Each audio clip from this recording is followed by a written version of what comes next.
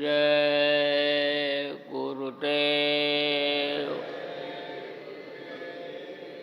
जय गुरुदेव। जय गुरुदेव। जय गुरुदेव नाम किसका, जय गुरुदेव नाम किसका, प्रभु का पावन नाम, प्रभु का पावन नाम। जय गुरुदेव।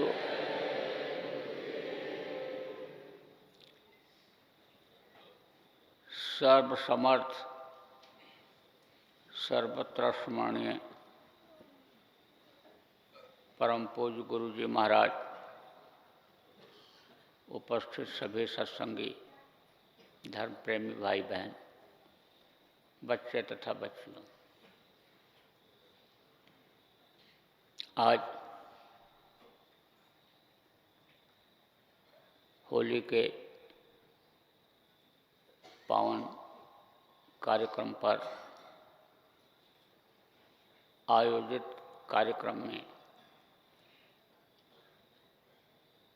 18 मार्च 2019 को उज्जैन आश्रम पर प्रातःकाल की वेला में अपने लोगों ने सिमरन ध्यान भजन भारी संख्या में सामूहिक रूप से किया। यह भारत देश धर्मपरायण देश है। ऋषि मुनि औपचारिक शक्तियों का तो प्रादुर्भाव इस धरती पर समय समय पर हुआ ही, लेकिन संत फकीरों का भी आना इसी धरती पर हुआ है।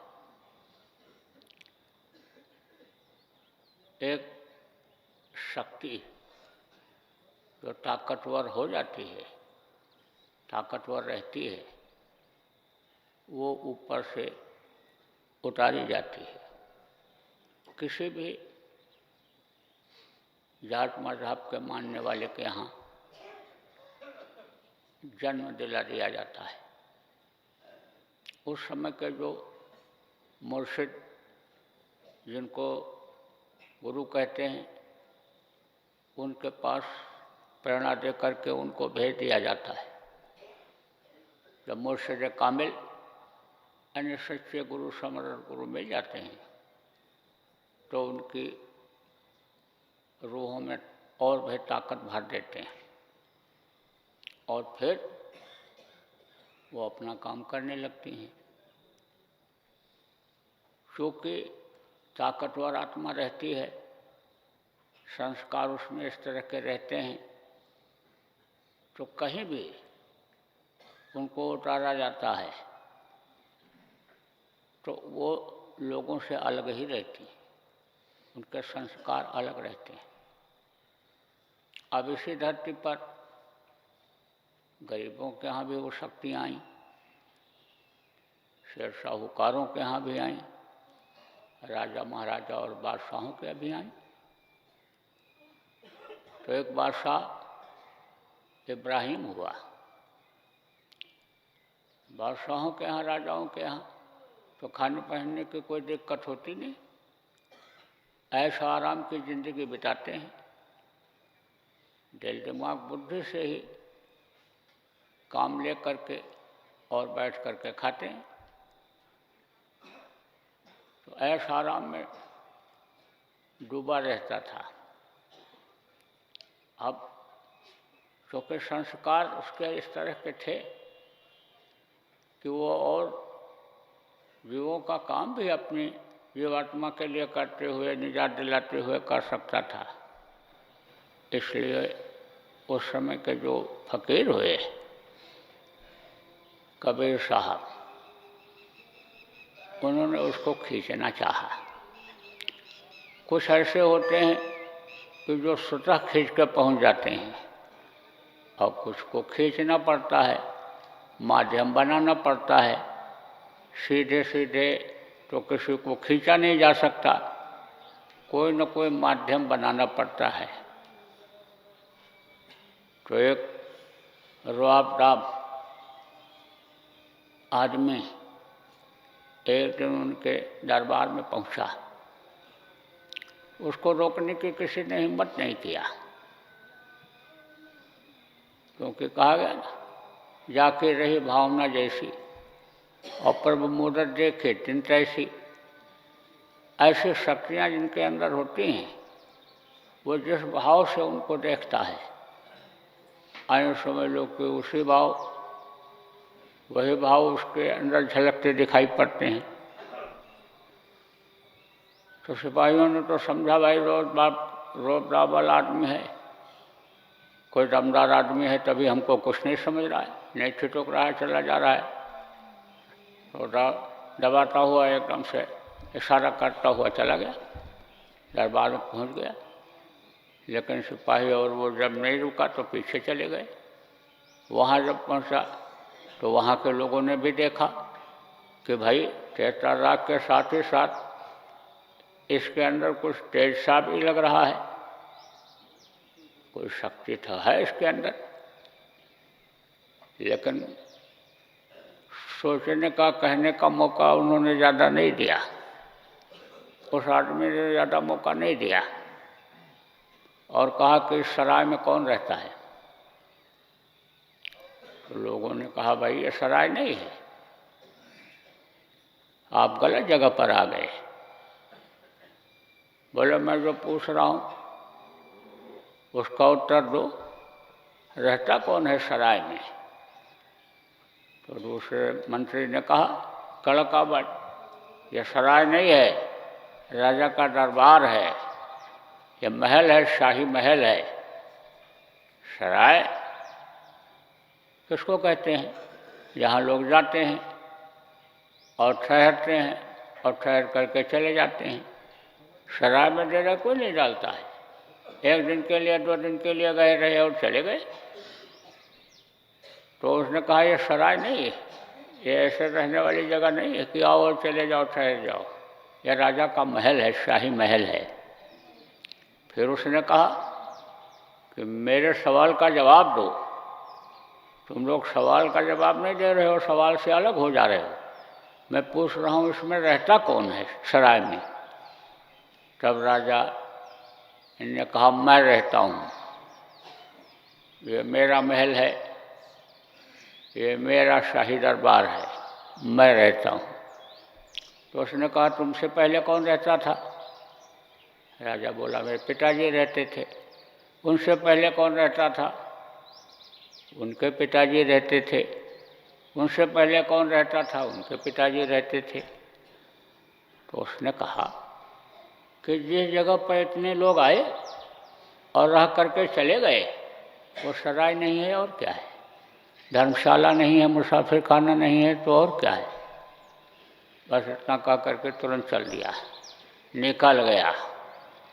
अब बादशाह सोचने लगा कि भाई ये राजमहल सराय है, बात तो सही है, पिताजी भी यही कहते रहे मेरा महल मेरा महल, उनके भी पिता यही कहते रहे होंगे मेरा महल मेरा महल, लेकिन वो लोग छोड़ के चले गए, मुझको भी छोड़ करके जाना पड़ेगा। किताबों को तो पढ़ता रहता था, किताबी ज्ञान अलग होता है और प्रैक्टिकल अलग होता है, थ्योरी अलग होती है।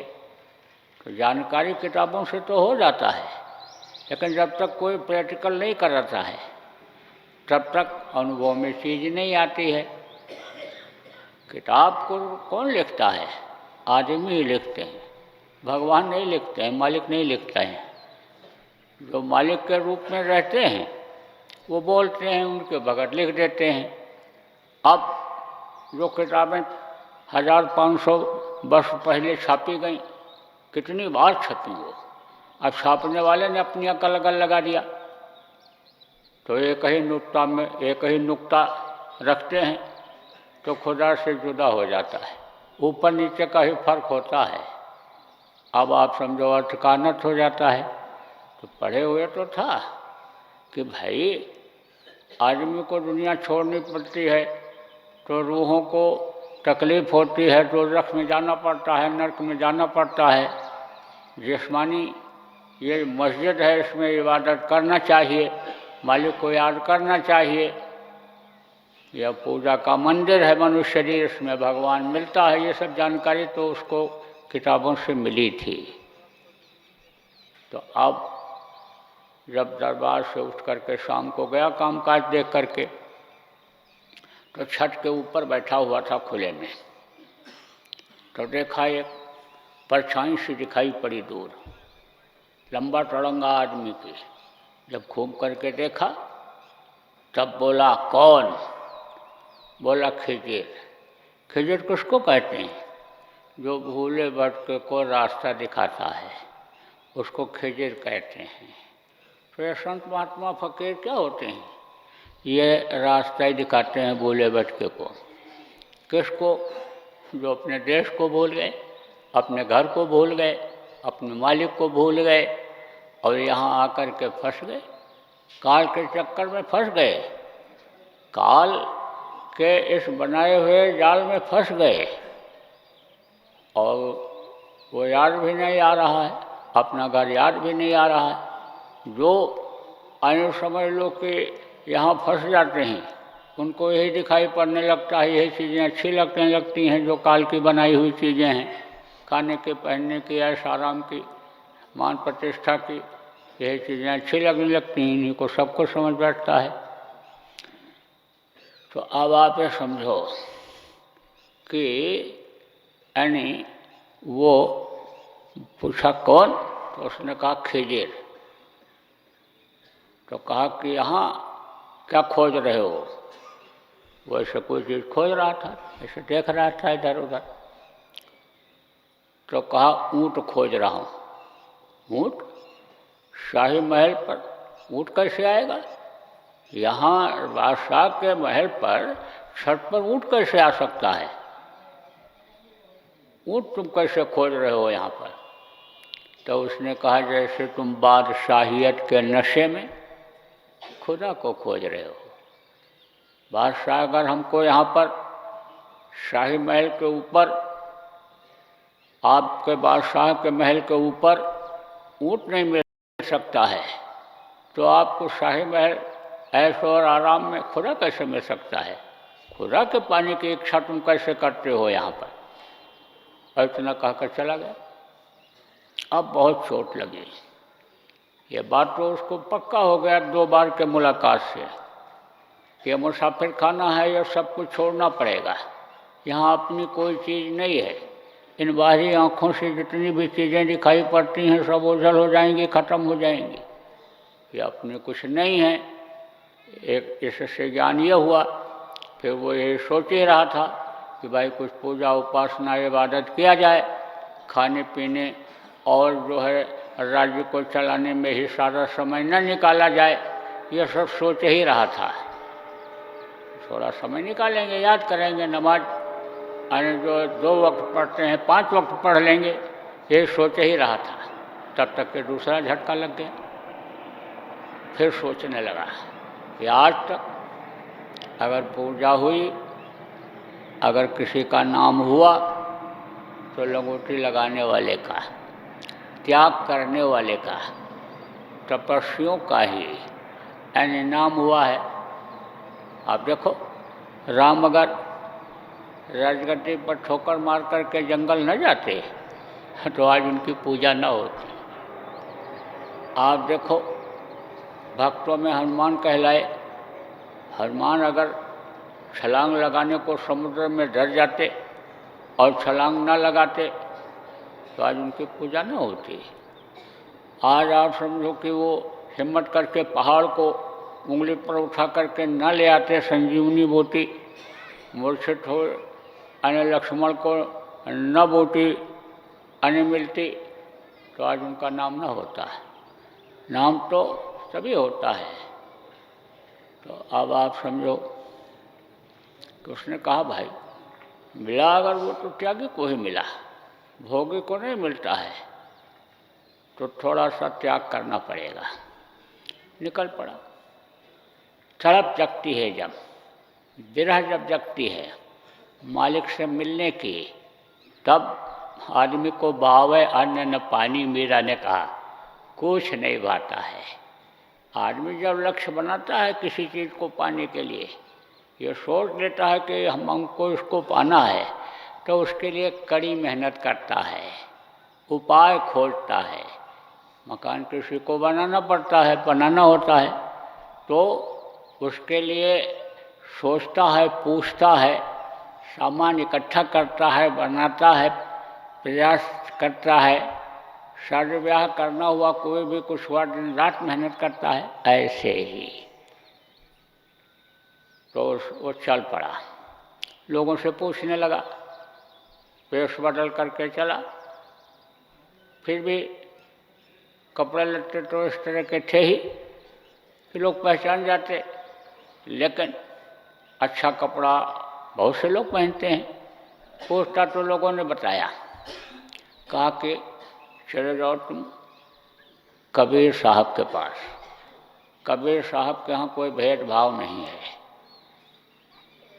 क्योंकि जो उस मालिक को पहचान जाते हैं वो उनके जीवों को भी पहचान जाते हैं, क्योंकि ईश्वर अंश जीव अविनाशी, चेतनामल सहज सुख राशि।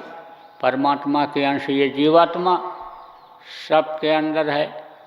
तो वो जब जीवात्माओं को देखने लगते हैं, तब उनके यहाँ कोई जात पात का भेदभाव, नस्ल का भेदभाव, गोरा काला का भेदभाव, दाढ़ी बाल का भेदभाव नहीं रह जाता है।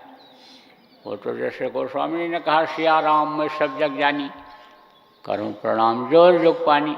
ऐसे ही कबीर साहब जब पहुँच गए और उन्होंने जब अंदर में देख लिया कि सब के अंदर उसी मालिक के अंश जीवात्मा है, तो उन्होंने सारा भेदभाव खत्म कर दिया। इंसान और इंसानियत वाली बात करने लग गए और सबको समझाने और बताने लग गए। महात्माओं का काम क्या होता है, संतों का काम क्या होता है? समझाओ और बताओ, कमियों को दूर करो, रूढ़वादिता को खत्म करो, क्योंकि लोग रूढ़वादिता में फंसे हुए हैं। आप देखो, बहुत से सत्संगी आप इसमें देखोगे मिलेंगे जो बैठे हुए सुमिरन ध्यान भजन भी करते हैं, प्रचार प्रसार भी करते हैं, सत्संगों में आते जाते भी हैं, लेकिन घर पे पहुंचते हैं तो पत्थर धो करके पीते हैं। आप समझो कि वो जो कथा भागवत और जो देवी के स्थान देवता के स्थान पर जाना और वो जो पुरानी पद्धति, उसको नहीं छोड़ पा रहे हैं। तो अब आप ये समझो कि एक म्यान में दो तलवार नहीं रखी जा सकती है। आप समझो एक म्यान में एक ही तलवार रखी जाती है। उसी तरह से ये दोनों काम कैसे हो सकता है कि उधर भी मन लगा रहे और इधर भी मन लगा रहे? तो ये कैसे संभव हो सकता है? गुरु महाराज थे दादा को, तो उनके पास एक प्रेमी आता था, नामदान भी ले लिया और सत्संग भी सुनता था, भजन भी करता था। तो एक दिन कहा दादा गुरु से कि गुरु जी, देवी के स्थान पर जाना है मुझे, हर साल जाता हूँ, वहाँ पर मैं भंडारा करता हूँ, आप दया करो भंडारा हमारा ठीक से हो जाए। वहाँ पर हर साल मैं जाता हूँ देवी के स्थान पर। तब उन्होंने कहा, देवी तेरे मन से अब भी नहीं निकली? इतना तो सत्संग सुनता है कि देवी अलग हैं, देवता अलग हैं, और ये जो मूर्तियाँ हैं ये आदमी की बनाई हुई हैं। ऐसे लोगों ने बना के स्थापित कर दिया कि जिसने उन देवी देवताओं को देखा भी नहीं, उन्होंने स्थापित कर दिया। और तू अब भी वहाँ जाता है? तू अब भी जाता है? तो कहा, महाराज देवी तो मेरे दिल से निकल ही नहीं रही हैं, क्योंकि देवी की ही कृपा हुई है सब। और ये देखो धन दौलत और ये बच्चे, ये सब आगे बढ़े हैं और समाज में नाम हुआ है, तो देवी तो निकल ही नहीं रही। तब उन्होंने सोचा होगा, सोचते हैं कि भाई अभी इसको पहचान नहीं हो पाई, अभी तो जिसका मन जहाँ लगा हुआ था आने समझ लो वहीं पर लगा हुआ है, और मन ऊढ़ो मन नाही 10-20, मन तो एक ही है, जहाँ लगाओगे उधर ही जाएगा, तो इसका मन भजन में कैसे लगेगा, ऐसा कैसे लगेगा। और भजन में अगर मन नहीं लगेगा, अंतर में अगर दर्शन मुलाकात नहीं होगी तो पहचान नहीं आएगी। तब उन्होंने स्पेशल दया किया, विशेष दया किया।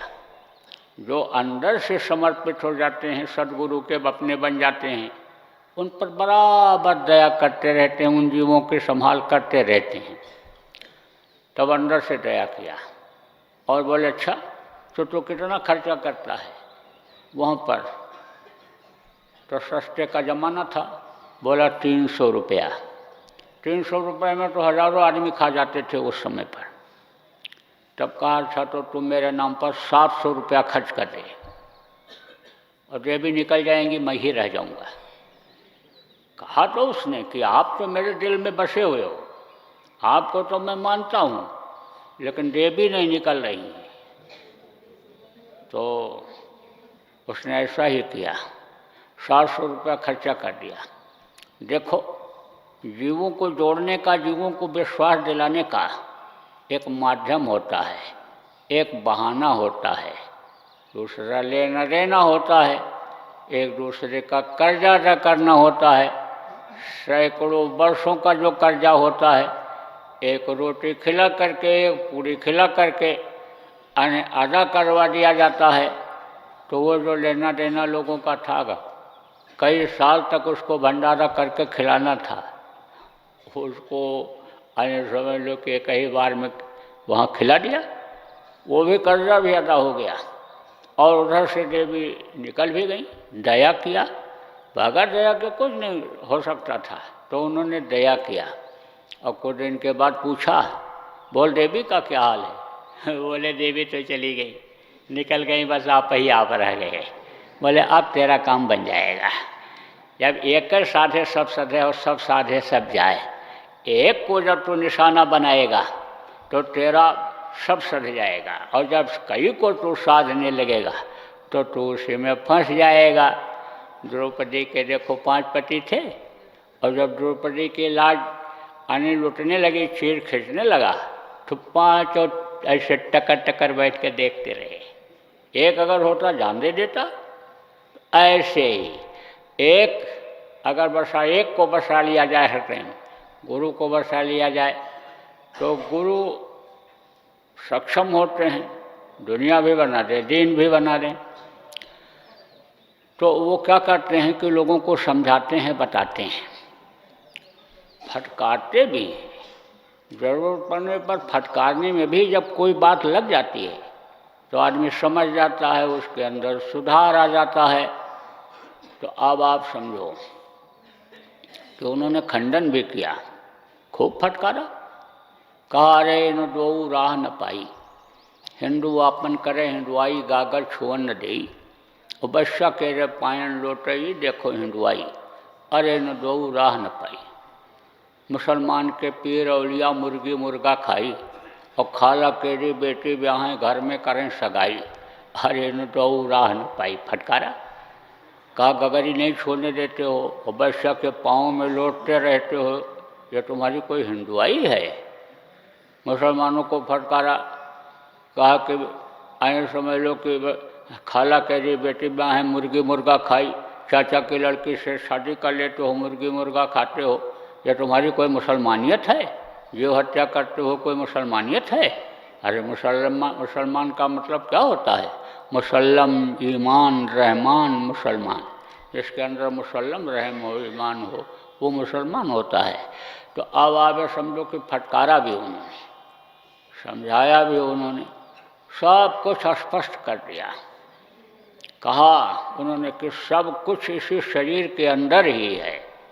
यह घट भीतर 7 समुंदर, याही ममल मन नहाओ, मन मोरा विदेशवा न जाओ, घर ही है क्या करी। यह घट भीतर कल्प वृक्ष है, याही के नीचे छाओ, मन मोरा विदेशवा न जाओ, घर ही है क्या। सब उन्होंने समझाया। कहा सब कुछ इसी घट में ही है, यानी लेकिन कब कि घर में घट दिखलाए दे, घट में घट दिखलाए दे सो सदगुरु परम सुजान। जब सदगुरु मिल जाएंगे, सदगुरु मिल जाएंगे तो इसी घट में तुमको दर्शन हो जाएगा। तो कबीर साहब ने समझाया भी, फटकारा भी, तो उनके यहाँ कोई भेदभाव नहीं था। ये जब पहुँचा तो अपना परिचय दिया, परिचय दिया तो समझ लो कि उन्होंने कहा ठीक है रहो, कोई दिक्कत नहीं है। परिचय दिया तो बताया कि मैं बादशाह हूँ और आपके शरण में आया हूँ। तो उनके पास तो कोई भी आवे, सब एक समान होते हैं। जो जीवात्माओं को देखते हैं वो उनको बाहरी दिखावे का उसका उनको वो लोभ नहीं होता, किसी से कोई लालच नहीं होती, कोई मोह नहीं होता बाहर की चीज़ों का, शरीर का, कपड़े लत्ते का, इनका जो संत होते हैं। बोले ठीक है रह लो, इल्म लेने के लिए आया हूँ, बोला कुछ सीखने के लिए आया हूँ। बोले ठीक है, आया हो तो ठीक है। कहा ना कि शरण में जो आ जाता है उसको तजा नहीं जाता है, तजियता है। उन्होंने कहा कि तन धन धाम, गोस्वामी जी ने लिखा ना, तन धन धाम बाम सुत जाई और तजियनता है। शरण जो आई, शरण में जो आ जाता है उसको तजते नहीं हैं। तो अब आप समझो कि उन्होंने कहा कि ठीक है रहो, और रहने लगा वहाँ और सीखने लगा। जब धीरे धीरे उसका अहंकार खत्म हुआ तो अन्य समझ लो कि उनको अन्न दे दिया, इल्म दे दिया, इल्म सीखने जो गया था अन्य वो दे दिया, अन्य रास्ता दे दिया, रूह के निजात का रास्ता दे दिया, जीवात्मा के कल्याण का रास्ता दे दिया, नामदान, जो आप बहुत से लोगों को मिल गया है। जिनको नहीं मिला कल मिल जाएगा, अभी तो बहुत से नए लोग आ रहे हैं, कल मिल जाएगा। वैसे तो शाम को भी सत्संग होगा, शहर के भी लोग आते हैं, मालूम हो जाता उनको एक दो दिन पहले शुरू हो जाएगा। सुबह इतना जल्दी तो लोग नहीं उठ पाते, रूटीन बदल गई आदमी के रहने खाने सोने की, तो शाम को भी आते तो आ जाएंगे। आज तो आज भी होगा, लेकिन नामदान होगा कल। तो जो उनको नहीं मिला है कल नामदान मिल जाएगा। तो नामदान दिया और उसने भजन किया, और भजन करते किया जब तो अन्य उसको आया आनंद आया, मस्ती आई, मस्ती आई तो निकल पड़ा तो अन्य समझो कि कहा कि चलो वापस जाओ। कुछ लोगों ने कहा जाओ राजकाज देख आओ, वहाँ पर जो लोग रहते थे। जब इशारा हुआ गुरु जी का ठीक है चले जाओ, तो चला गया, लेकिन वहाँ जाने की इच्छा ही नहीं हुई, क्योंकि एकदम से उसका मन भर गया था उधर से। और उधर जो है यानी समझ लो राजकाज करता रहा तब तक, यानी समझ लो कि परेशानी ही रही। और यहाँ आने के बाद उसको शांति मिल गई, और भजन किया तो फिर उसमें और शांति आ गई, क्योंकि शीतलता है, भजन में रस मिला। तो यानी समझ लो उधर जाने की इच्छा नहीं हुई। लेकिन अब आश्रम भी लौटना ठीक नहीं था, तो गया नदी के किनारे, वहीं बैठ गया, और वहीं पर आने समझ लो कि गुदड़ी अपनी सिलने लग गया। राजसी वेश में रहता था, लेकिन जब त्याग आ गया है तो उस समय पर ज़्यादा मिलें तो थी नहीं, कपड़े की कमी रहती थी, तो लोग फट जाता था तो उसी की पैंच लगा करके सिलते जाते थे और पहनते जाते थे। और किसी को कोई ज़्यादा फिक्र इस बात की नहीं रहती थी कि हमारा फटा है, क्योंकि ज़्यादातर लोगों का फटा ही रहता था, वो गुदड़ी ही रहती थी। तो वो जो पहनता था उसी को सुई से सिल रहा था, वहीं पर बैठा हुआ था। अब जब ये वहाँ से गया तो मंत्री ने संभाला, क्योंकि जब तक राजा को ये नहीं हो जाता है राजा खत्म हो गया, मर गया, तब तक दूसरा राजा बनाया नहीं जाता है। तो अन्य समझ लो कुर्सी तो खाली रहती थी, सिंहासन तो खाली रहता था, लेकिन मंत्री वहाँ राज दरबार में बैठ करके राज्य को चलाता था। तो मंत्री भी एक तरह से राजा से ही हो जाते थे जब खुद संभालते थे तब। जैसे कोई अन्य मैनेजर नहीं है तो बाबू ही मालिक वहाँ का हो जाता है, मालिक नहीं है तो नौकर ही जो होते हैं, मैनेजर ही होते हैं, वही मालिक हो जाते हैं। ऐसे ही अन्य वही ठाट और वही बात और वही ऐसा राम। उसका भी, मंत्री का भी। तो उधर से घूमता हुआ गया था, नदी के किनारे घूमने लोग चले जाते थे। तो देखा कि एक फकीर वहाँ दाढ़ी वाला बैठा हुआ है। तो साधते हुए न कार जानी, संतों से, साधुओं से, फकीरों से नुकसान नहीं होता है। जो पूरे फकीर होते हैं, संत होते हैं, पहचान में अगर आ जाए तो उनके पास बैठना चाहिए, साधकों के पास बैठना चाहिए। समझ लो ये साधना करते हैं तो अच्छी ही बात बताएंगे, इनका ज्ञान, इनकी बुद्धि और लोगों से अलग होगी, तो बैठना चाहिए। तो ऐसे भी लोग देख करके फकीरों को, साधुओं को, और अब भी आज भी चले जाते हैं, नहीं कुछ होता तो प्रणाम करके ही आगे बढ़ जाते हैं। तो यह प्रणाली, यह पद्धति बहुत दिन से थी और अब भी है लोगों में, हालांकि अब बहुत कम हो गई लेकिन फिर भी है। तो गया तो देखा तो जिसके साथ इतना दिन तक मंत्री रहा उसको पहचानने में देर नहीं लगी। कैसा भी दाढ़ी बाल हो, कैसा भी कपड़ा हो, लेकिन जिसको बराबर आदमी देखता रहता है उसको पहचान जाता है। तो पहचाना तो कहा, आप बादशाह सलामत? नहीं बोला। कहा, आप बादशाह इब्राहिम? फिर नहीं बोला। फिर कहा, आप इब्राहिम? बोला, हाँ इब्राहिम, मैं इब्राहिम। तो कहा, आप चलो, मैं आपको पहचान गया, आपका राज्य मैं संभाले हुए हूँ, कोई भी कमी मैंने नहीं होने दिया, आपके बच्चों को भी पढ़ाया लिखाया योग्य बना दिया, आपका ही वहाँ इंतजार हो रहा है, आप वापस चलो। तो बोला कि वापस चलें? कहा, हाँ वापस चलो। वापस किस लिए चलें? आप इस वेश में और यहाँ पर बैठे तपस्या कर रहे हो, आपका शरीर दुबला पतला हो गया, हमको देख करके बड़ा कष्ट हो रहा है। एक तो आपका शरीर को आराम मिल जाएगा और दूसरे आपके अंदर जो अच्छाइयाँ हैं और जो राज्य को चलाने की आपके अंदर पद्धति है, ज्ञान है, उससे राज्य की जनता भी सुखी होगी और राज्य के लोग भी खुश होंगे आपको देख करके, आप चलो। तो बोला कि हमको तो वहाँ कोई सुख मिलने वाला नहीं, वहाँ पर हमको कोई चीज़ मिलने वाली नहीं है, कोई विद्या तुम्हारे पास ऐसी नहीं है, कोई धन ऐसा तुम्हारे पास नहीं है कि जिससे हमको सुख प्राप्त हो सके। तो कहा, इसमें आपको क्या मिल रहा है? तो सुई को ऐसे नदी में फेंक दिया और कहा कि जब वो सुई निकाल करके ले आ, मैं भी तेरे को पहचान गया, तू मेरा मंत्री है, जा तू निकाल करके ले आ। बोला, मैं कैसे निकाल करके ला सकता हूँ? अरे तू अपनी फौज लगा दे, तू अपनी प्रजा लगा दे, तू अपना धन खर्च कर दे और सुई निकाल कर ले आ। आज जोड़ा कहा, यह नहीं हो सकता है, हम तो हार गए, अब आप मेरे राजा हो, आप ही बताओ, आप मेरे समझ में कुछ नहीं आ सकता है, मैं तो आपका मंत्री हूँ। तब बोला, अच्छा ठीक है, अभी सुई आ जाएगी तेरी। मालिक को याद किया और मछली के अंदर प्रेरणा हुई और मछली उस सुई को पकड़ करके ऐसे ला करके ऐसे दे दिया राजा के हाथ में, ऐसे पकड़ा दिया सुई को।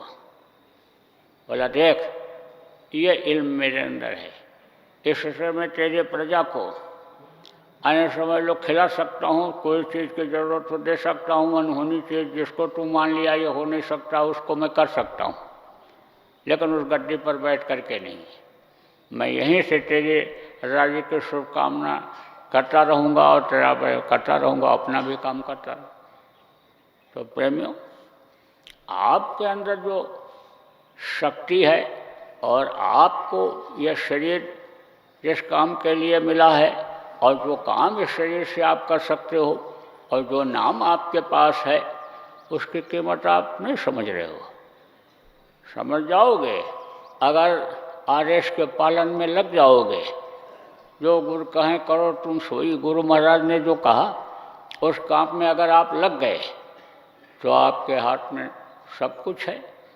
अब यह जरूर है कि स्वर्ण जब तपाया जाता है तभी उसमें निखार आता है, तभी उसकी कीमत का पता चलता है। ऐसे ही शरीर से पाप हो जाता है, शरीर गंदा हो जाता है तो वो ताकत नहीं आ पाती है, वो यानी दौलत का महत्व नहीं हो पाता है, मालूम हो पाता है। तो अब आगे समझो, इसीलिए सेवा का विधान बनाया गया कि कर्मों को शरीर से तुमने इकट्ठा किया करके तो शरीर से सेवा करके उन कर्मों को काट लो। तो देखो ये सब होते हैं मौका। कार्यक्रम आयोजन में हर तरह की सेवा, हर तरह की बुद्धि, हर तरह का धन दौलत, मन बुद्धि चित्त से सेवा करने का मौका मिलता है। तो आज आपको मौका मिला है, इसका पूरा लाभ उठाओ। तो जो कुछ भी सेवाएं देख लो इधर उधर रह गई हैं उसको करके और जल्दी से तैयारी कर लो, पूरा कर लो। तो समय आपका हो गया, अब ज़्यादा समय नहीं लेना है। अब शाम को भी कुछ थोड़ा सुना दूँगा और कल से सुबह से जो है वो पूरा सत्संग चलेगा गुरु महाराज की दया से। तो बोलो जय गुरुदेव,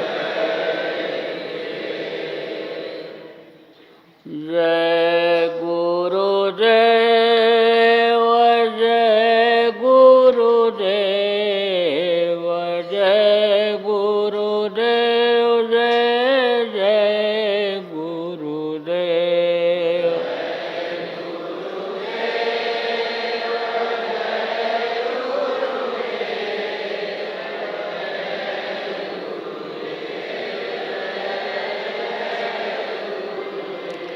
जय गुरुदेव, जय गुरुदेव, जय गुरुदेव, जय जय गुरुदेव।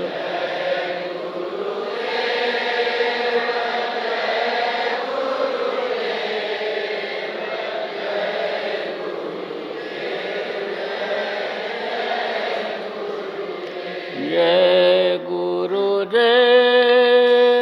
जय गुरुदेव, जय गुरुदेव, जय जय गुरुदेव।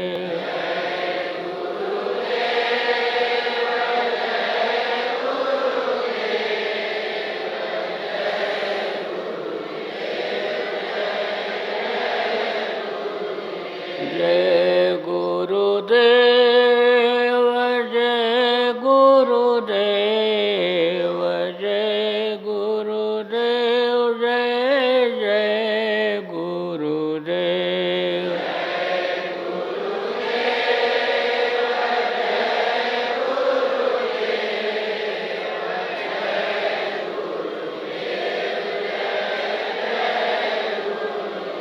जय